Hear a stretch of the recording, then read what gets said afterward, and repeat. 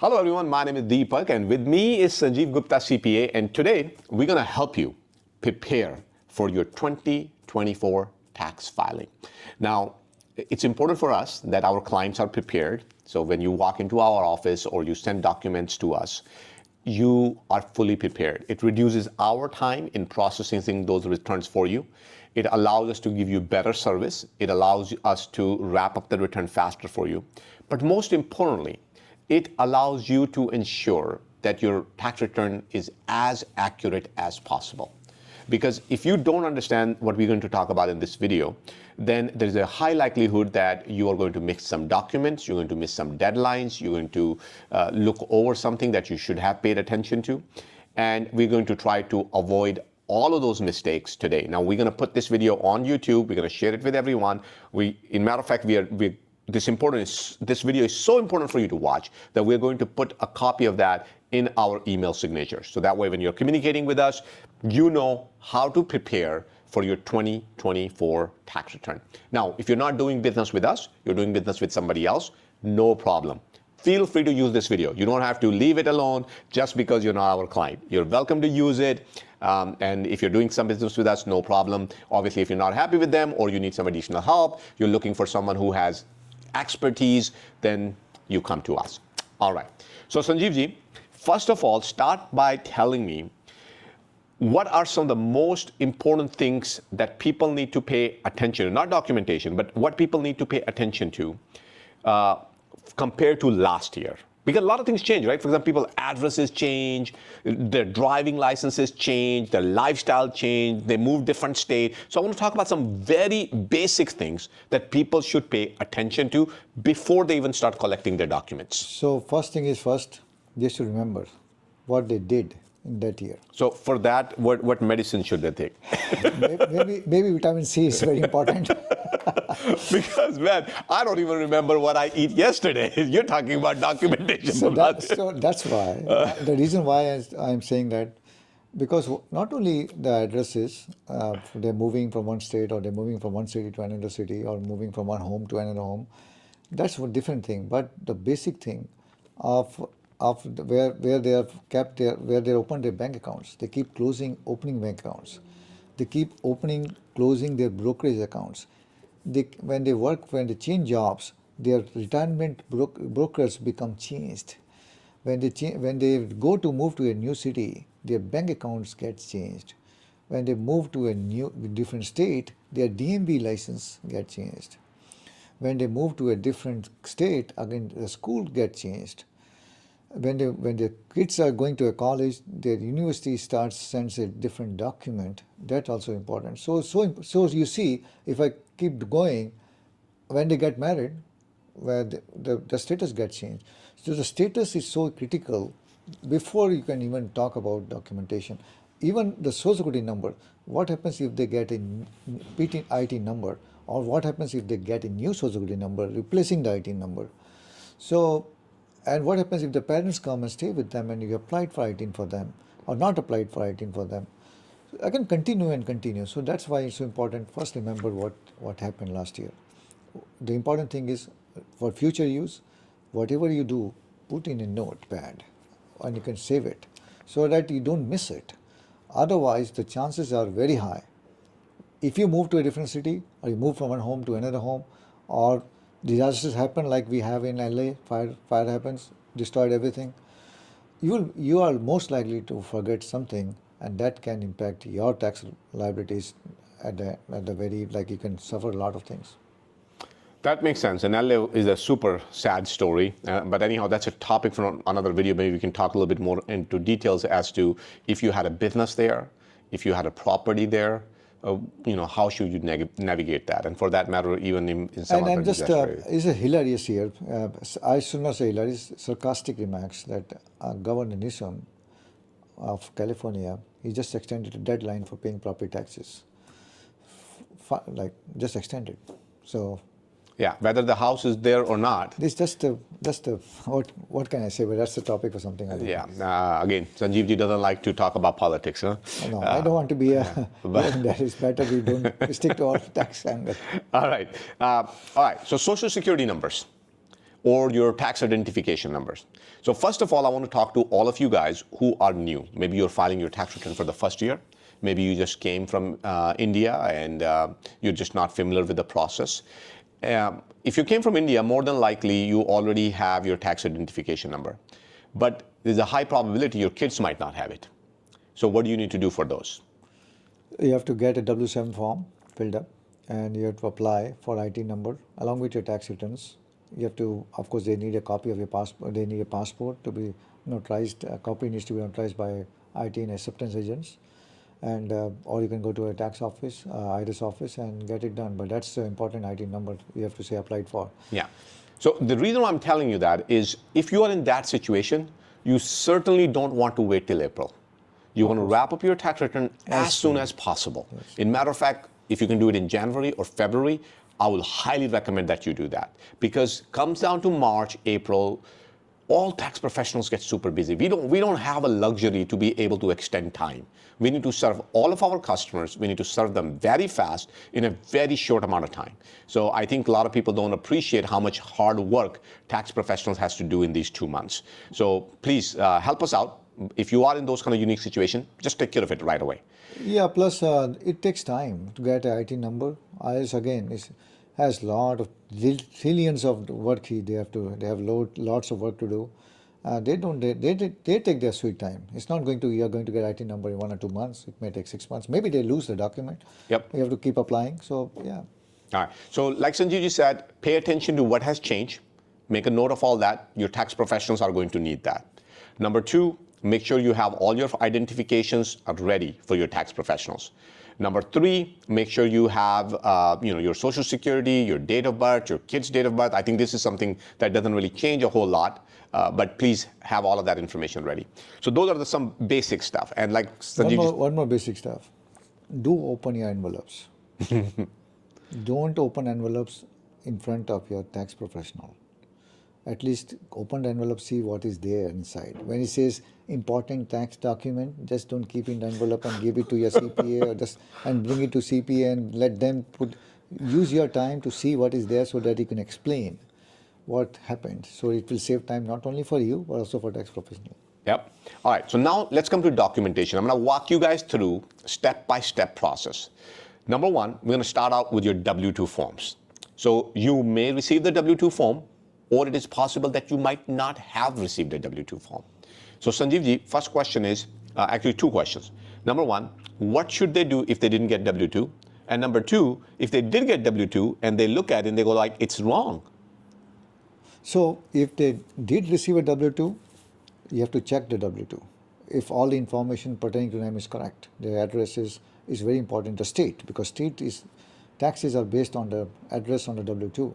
The social security number, and also all the details on the W-2, box 1 to box 7, box 11, box 12. There are different boxes pertaining to different items. You have check, verify, all those things are correct. If we just continue, it will take the full day on W-2, but check all those boxes. Now, a lot of time you don't receive a W-2 again because you forgot, you changed the job, or you changed the city or the state from where you were working. You changed 4 jobs in a year, or you were laid off from one job and got new job. So now your possibility is the earlier employer might have uploaded the W-2 on their portal, and they send an email, hey, your W-2 is online, but you might have gone to spam folder. You might even not even see it, and you might forget about the job. Now you did not receive it. You have it. You did work, but you did not receive it. You did not report it on your tax returns, and the IRS will send you notices that this is a missed document. CP 2000 will come in, and all night. So it's important for you to remember, again, noting down. Now, if you not receive it, you can go and get a transcript or W-2 from the IRS. Getting a transcript, again, is very important to do it earlier, not later in the later part of the year, because IRS is too busy with all those things. So look at by January 31st, you should receive a W-2. If you're not receiving, maybe give a week or more. That's it. If not, you can talk to your HR of the earlier employer, and if possible, they will issue a W-2, or they will ask you to go where to retrieve your W-2, or you can call IRS and get the W-2. Now, if you receive a W-2 and the information is wrong on the W-2, you can ask an employer to get a corrected W-2. Now, a lot of time people realize it very late, maybe 1 year, 2 year later when they receive a notice, and then they check the W-2. And then when they call the employer HR, the HR will say, hey, it's too late, we cannot just amend because it will impact a lot of things. In case they can issue a corrected one, it's fine. If they don't issue a corrected one, you can still go ahead and correct it on your returns and just attach a statement saying the reason why you're amending the return. All right, so at least please pay attention to where did you work. We are so shocked that oftentimes people miss the basic document like W-2. Of course, it happens a lot. So it happens. It happens a lot. All right, second one is 1099s. And now there's so many different types of 1099. We can literally make a 2-hour video just on 1099. So I'm going to go through some of these just to make it quick. But the idea is pay attention to these 1099s. For example, one of the most common one you will see, especially this year, is 1099 NEC, Known Employee Compensation. In matter of fact, some of you guys need to issue a 1099 NEC to somebody you was dealing with. Maybe, for example, you had a gardener who was cleaning your gardens, and he worked for you entire year, and you were paying him $100 a month, maybe in cash, maybe you write him a check, or maybe you're sending him a ZLA. Guess what? You need to issue that guy a 1099 NEC. Maybe you got some contractor fixing some stuff for you. You need to issue them 1099. The basic rule is if it's over $600, you need to issue them 1099. Now, if you paid them via credit card, then you're okay. You don't need to do that. Credit card company will do it. But other than credit card, in most cases, you have to issue 1099. If you're in doubt, you're not sure, reach out to your tax professional, explain them the situation. They'll let you know whether you need to issue them 1099 NEC or not.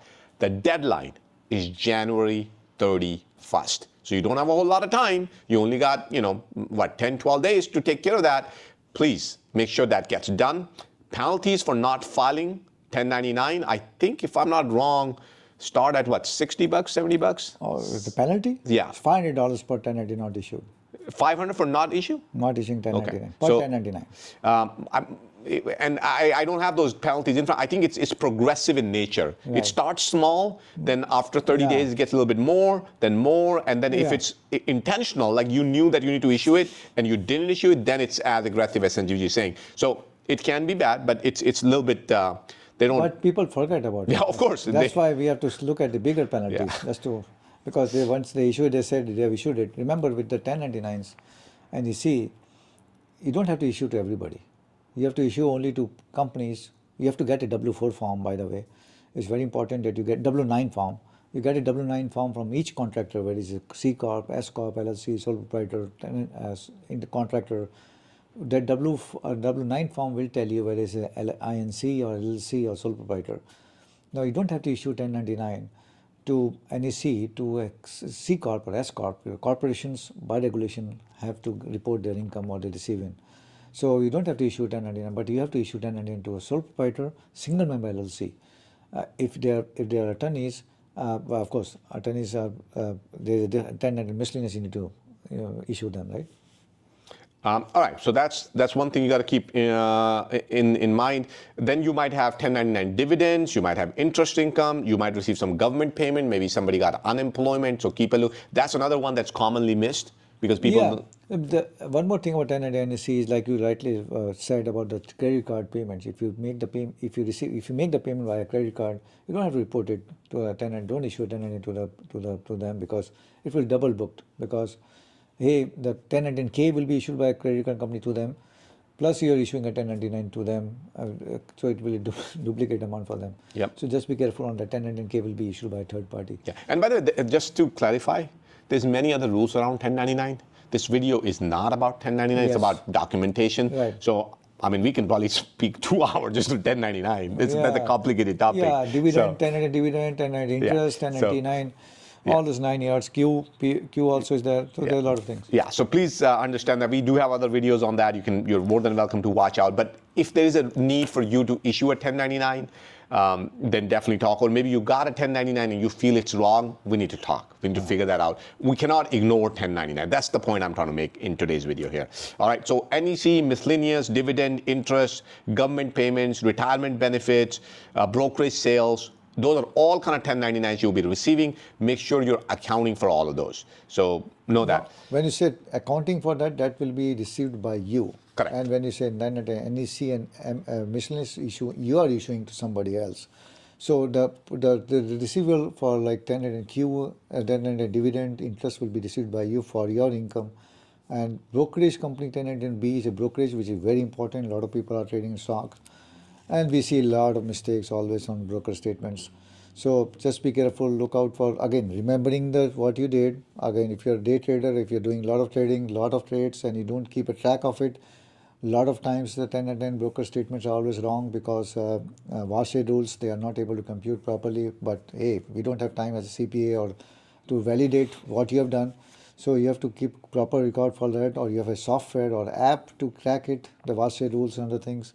So look at the broker statement. It's very important because it not only lists the sale of stocks and it also lists dividends and interest that you earn, and also futures and all kinds of reportable, non-reportable events are there on broker statements. And again, I want to emphasize what Sanjeev ji has already said. Don't wait till March or April. You're going to be too busy, you'll be too stressed, you're not going to be paying attention to all these documents unless you're doing it right now. So please do it as early as possible. Most of these documents are probably available for you even today, if not by the end of the month. Just go onto your online brokerage account, pull it up. My thing to all of you is, why is to wait for the broker statements or any year-end statement? You can go to the brokerage account, you can just click on it, realize gain or loss for the year.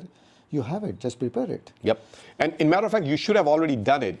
To my clients, and you probably do the same thing, is I tell people to look at all this stuff in December. Because you got to make your estimated tax payments. If you didn't even know how much gains you had, how did you make the payments? Right. You're going to run into penalties. They think that broker statement will be sent. They might be the God. They will make some mistakes and they just report them. That's not going to happen because sometimes they send a corrected one later on when they find out the system made a mistake. Now you're caught with that because now with a corrected broker statement, you have to amend the return. If you owe taxes, you owe additional tax penalty and interest on top of that. Yep. All right. Next one on my list is K1s.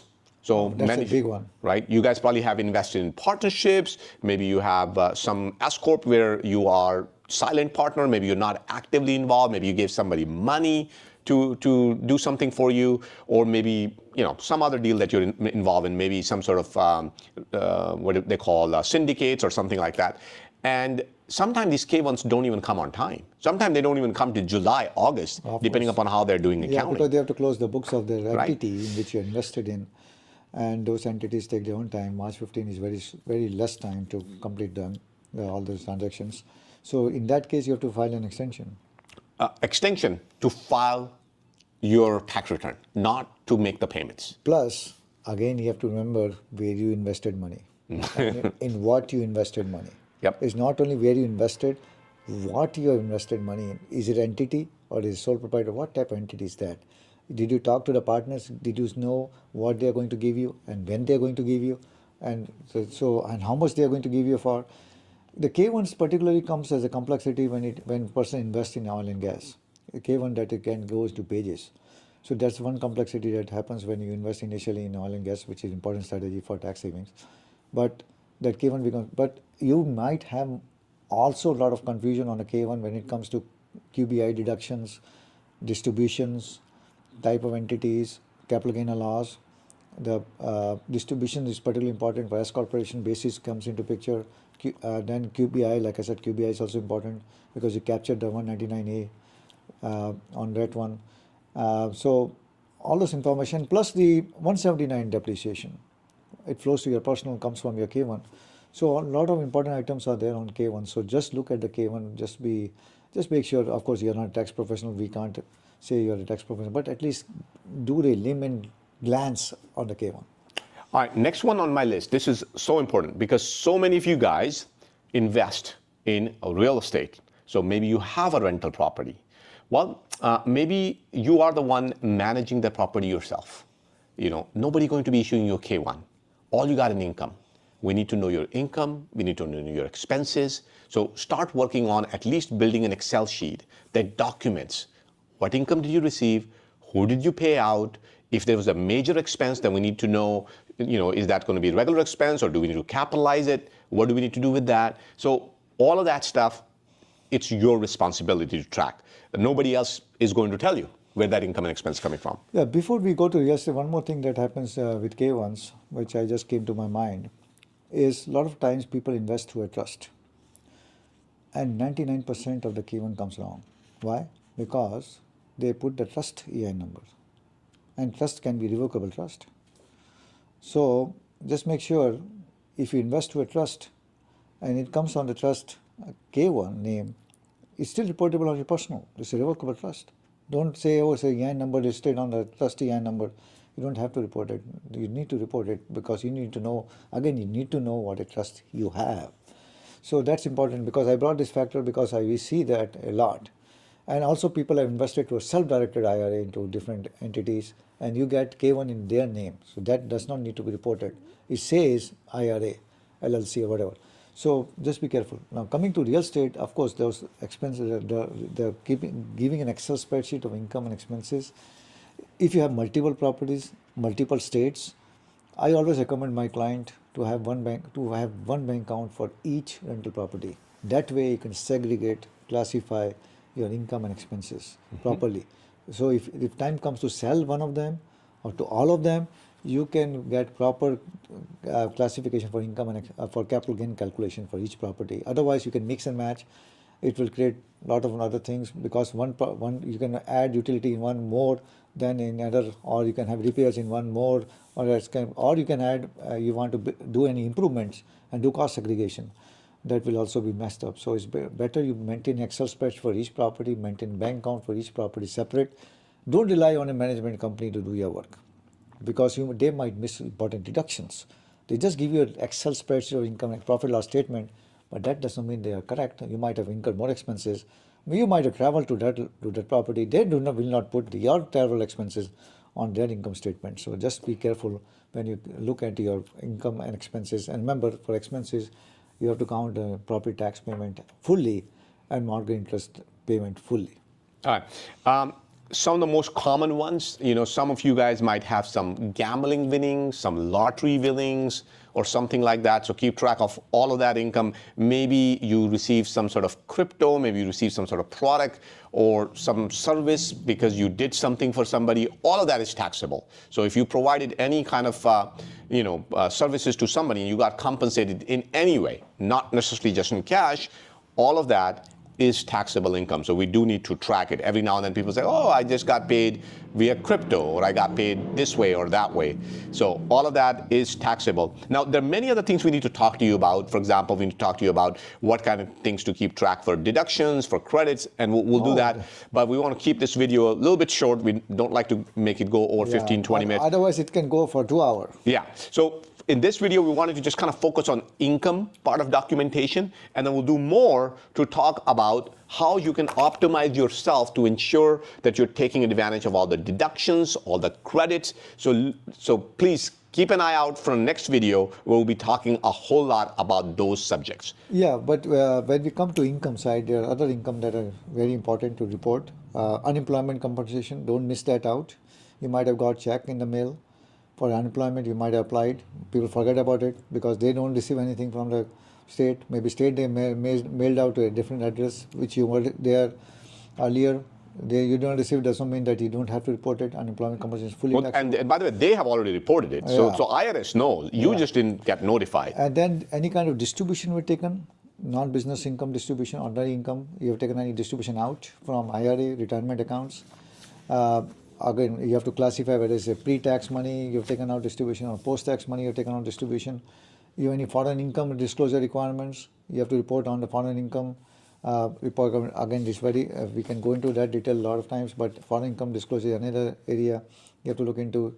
Of course, we covered the sole proprietor, business income or loss, sole proprietor being a sole proprietor, what types of, you have to maintain those documents. So those are normal common income that needs to be reported on your tax returns. Yeah. So having that said, thank you so much for staying with us. Do join us on the webinar. We will have one coming up in first week of February. We're going to talk a lot about how to prepare for your 2024 tax return. As you can see, it gets quite complex, and and oftentimes we just need a reminder to what to pay attention to. There's a high probability that if you're not working with us, maybe you're doing your taxes on your own or through somebody else, there's a high probability they're not walking you through all of this stuff right now. And that's why we want to be out there to help everyone, just kind of give them a refresher course as to, hey, pay attention to these things. It will help you in preparing for your tax return. That's the whole purpose. That's about it. Once again, it's not a complete list. We're not going through everything in great detail. These are some of the common mistakes that we see every single year, and we want to avoid them, at least help people reduce those penalties because they are painful. Nobody wants to pay more than what they have to. But our offices are open. If you need help with your taxes, just go to sanjeevcpa.com, call 510-825-7563, and set up an appointment, and we'll be happy to help you. Thank you so much for staying with us, and I'll see you next time. Thank you.